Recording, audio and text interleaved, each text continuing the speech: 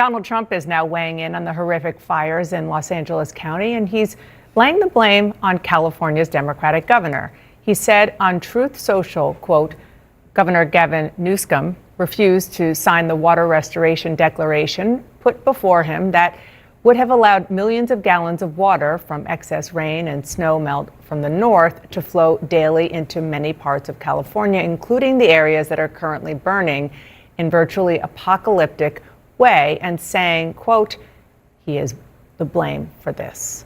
I want to bring in an exceptional group of reporters here. Tamara Keith of NPR, Leanne Caldwell of The Washington Post, and Nia Malika Henderson of Bloomberg, and of course, CNN. What a day. I want to start with you, Tamara, because you cover the White House, the outgoing and the incoming, obviously.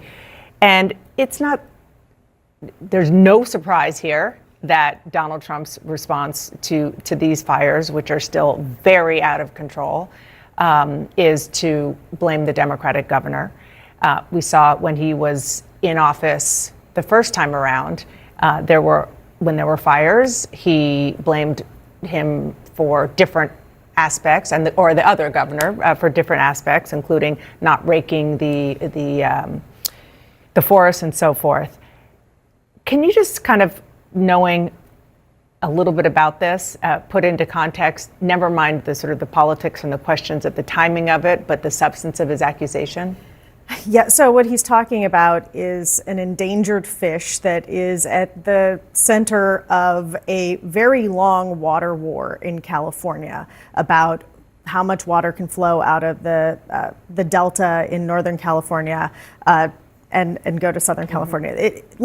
Trying to explain water politics in California is almost impossible. It goes back generations, and this tiny smelt is part of it.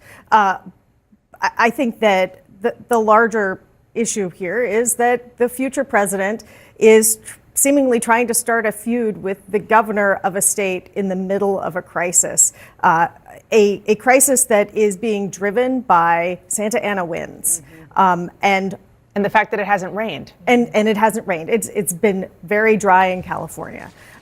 This is a dynamic that has existed in this state forever. It's why, it is a beautiful state, and it is also a state of tragedy repeatedly. I should say I grew up there too.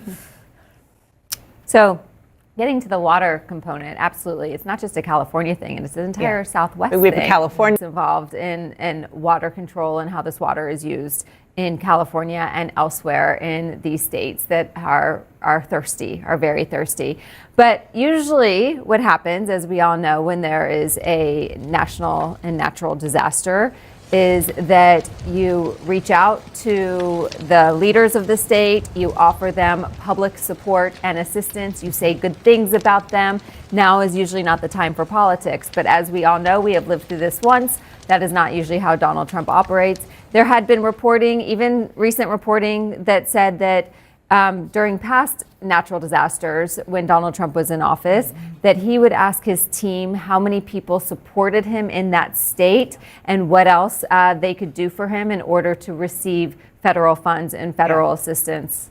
So, And I just want to say, I did reach out to Governor Newsom's office to see if he wants to respond. It would not be surprising if he didn't. He has a huge crisis on his hands. He was at a press conference last night talking about the gratitude he has from President Biden, still the current president, who has offered federal assistance as much as he needs.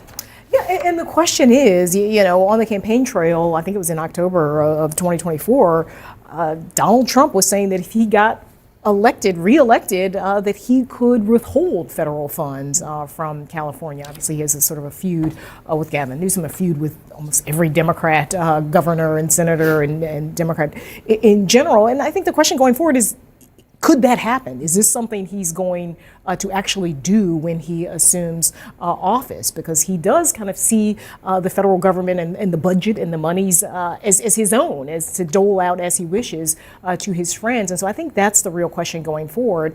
But it is sort of sad that this is the same president we're getting again, that there are no lessons learned there's no sense that Californians are Americans, right? That they are struggling in these areas. 2 people have lost their lives. These fires haven't been contained at all. It looks like they're probably going to get worse before they get better, and that he doesn't have any sort of empathy and understanding about over what these folks are going through. People have families there. Not only you might have families still there. I have family there and friends as well. So that's it's just sad and still shocking. Literally, as you're speaking, what we're looking at are live pictures of neighborhoods in LA County burning. I mean, the roof there is literally on fire. And as we heard from local officials, LA officials in the last hour, they just can't contain it. You can see the wind there. You can see how aggressive the wind there. I mean, just talking to people, you've probably been talking to your family there. The Santa Ana winds are so strong and they're so hot that it's impossible for them to contain now. At this point, it is just about taking cover and staying as safe as possible and as far away from that as possible. Right, and hoping that the coastal layer blows back in eventually. Certainly in fires like this, they are trying to draw lines, but the lines are being crossed by the fire. Yeah. All right. Well, I assume we'll hear from President Biden at some point. It is definitely odd timing that he is there. As he said to Susan Page, our friend, he is awaiting the birth of his first great-grandchild somewhere in that area. In Western Hampshire. As he was overseeing construction of Panama Canal, President Theodore Roosevelt explained on Monroe Doctrine with Roosevelt Corvette to urge that the U.S. had a responsibility to help countries in Western Hampshire. Trump usually isolationistic rhetoric would seem to conduct the idea of U.S. as protector of West, and his complaint about Canada, Panama, and Mexico all revolve around the idea that the U.S. is being cheated. That Trump refused. When asked by a reporter the rule of using the American military to obtain land in either Greenland or Panama could give whispered to Americans who recall his promise during the presidential campaign to keep us the US out of wars. But the lack of any specifics about obtaining or analyzing Greenland and Panama suggests these proposals are still very much in the ideal stage.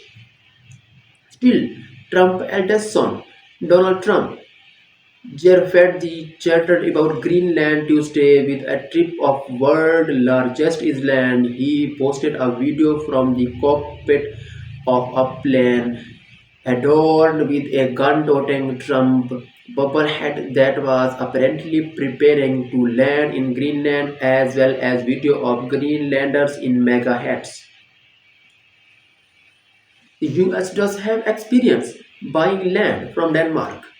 It obtained the US Virgin Islands from the Kingdom of Denmark in 1917 for $25 million in gold coin, but only after decades of attempt in acquiring